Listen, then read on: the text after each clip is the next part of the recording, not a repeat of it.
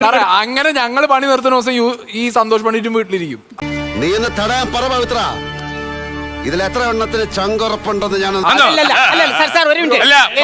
പണ്ഡിറ്റിനെ വീട്ടിലിരുത്താനുള്ള എളുപ്പ പണിയെന്തോ അല്ല. പണ്ഡിറ്റിന്റെ കണ്ണിന് പണ്ഡിറ്റ് മാത്രം ഇട്ട് പോവാണ്. ഞാൻ പറയുന്നു സന്തോഷ് പണ്ഡിറ്റ് ബാക്കിയുള്ളവരുടെ ഔദാര്യ കാര്യങ്ങളല്ല. അവന്റെ ഒരു മൂവിയിൽ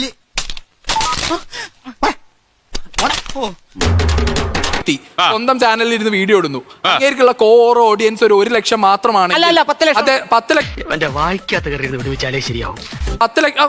ലക്ഷം. ഞാൻ പറയാം മൂന്നാംകിട ചാനലിനേക്കാൾ സബ്സ്ക്രൈബേഴ്സ് എനിക്ക്. യുദ്ധം അങ്ങനെ തുടങ്ങിയാൽ നമുക്ക് ആറ്റംബോംബൊന്നും വേണ്ട, ഇതുങ്ങളെ കൂടെ ഇറക്കി വിട്ടാൽ മതി. പറയാൻ പറ്റൂ. ഇത് ഞാൻ തെളിയിക്കും. സ്വന്തമായി ചാരിറ്റി ചെയ്ത് സ്വന്തമായി കോമാളിത്തരം മൂന്നാംകിട ചാനലായിട്ട് മലയാളികളുടെ മുന്നിൽ വളർന്നു വന്ന ഒരു വ്യക്തി. നീ ഇത്ര നാണം കെട്ട ഒരുത്തനാണെന്ന് ഞാൻ വിചാരിച്ചില്ല. ഞാൻ പറയട്ടെ, ഇവരെ പോലത്തെ ചാനലിന് പണം ഉണ്ടാക്കണമെങ്കിൽ XY വേണം. അവന്റെ മോശവും അല്ലെങ്കിൽ അവന്റെ കോമാളിത്തരും അവളുടെ അഡൽട്ടും കാണിച്ച് അടിച്ചു മാറ്റിയിട്ടാണ് ഇവർ ചെയ്യുന്നത്. അല്ലെ അവന്റെ ആറ്റിങ്ങൽ രാമകൃഷ്ണന് തെറ്റില്ല മോനെ, ശനി വരുന്നത് ഈ വഴിക്ക് തന്നെ. എന്നെ ഈ യൂട്യൂബ് ചാനലുകാർ വിളിച്ചില്ലെങ്കിലും ഇല്ലെങ്കിലും സന്തോഷ് പണ്ഡിറ്റ് നിലനിൽക്കുന്നുണ്ട്. ഇവരെ സംബന്ധിച്ചിടത്തോളം മറ്റുള്ളവൻ ഇല്ലെങ്കിൽ ഇവർ വട്ടപൂജ്യമാണ്. ഇവർ മൂന്നാംകിട ചാനൽ മാത്രമാണ്. എല്ലാരും വിളിച്ചു.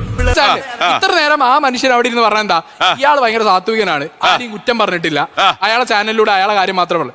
ഈ ഒരു 24x7 വലിയൊരു സാറ്റലൈറ്റ് ചാനൽ വന്നു. അല്ല, നിന്നെ യാത്ര അയക്കാൻ മുകളിലോട്ട്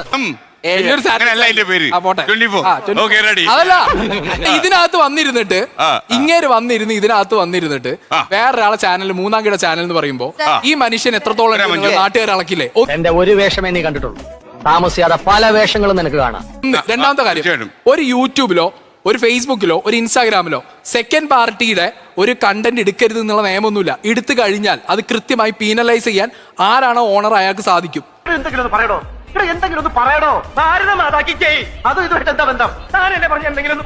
ഇല്ലേ? അങ്ങനെ പീനലൈസ് ചെയ്യണ്ട എന്ന് തീരുമാനിക്കുകയും സ്വന്തം കണ്ടന്റുകൾക്ക് കൂടുതൽ വിസിബിലിറ്റി കിട്ടണമെന്ന് വേറൊരാൾ ആഗ്രഹിച്ചത് കൊണ്ടായിരിക്കാം നമ്മളെ പോലുള്ളവർ ഈ കണ്ടന്റ് എടുക്കുമ്പോൾ അവരൊന്നും പറയാത്തത്. പിന്നെ നമ്മൾ ഇത് എടുക്കുമ്പോൾ ഒരു ലൈൻ ഓഫ് റെസ്പെക്ട് കീപ്പ് ചെയ്തിട്ടാണ് ഞാൻ എൻ്റെ ചാനലിൽ അങ്ങനെ സംസാരിച്ചിട്ടുള്ളത്. ഇന്നേ വരെ എനിക്ക് അതിൻ്റെ പേരിൽ ഒരു കേസും ഇല്ല.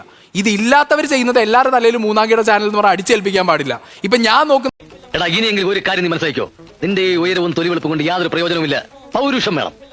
അന്ന സമയത്ത് സന്തോഷ് പണ്ഡിറ്റിന്റെ ആദ്യ കാലഘട്ടത്തിൽ ചാനൽ ചർച്ച മുതൽ ഇദ്ദേഹത്തിന്റെ സിനിമ മുതൽ നോക്കിക്കഴിഞ്ഞാൽ അപരാധം എന്ന് പറഞ്ഞിരുന്ന മനുഷ്യനിൽ നിന്ന് ഞാൻ മാറി ഇദ്ദേഹത്തിന്റെ ഇപ്പോഴത്തെ ചാനൽ നോക്കുമ്പോൾ നമ്മൾ ആ മാറ്റം കണ്ടു.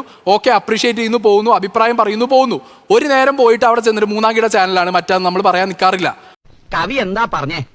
ഒരുമയുണ്ടെങ്കിൽ ഒലക്കേമീൻ കിടക്കാന്ന്.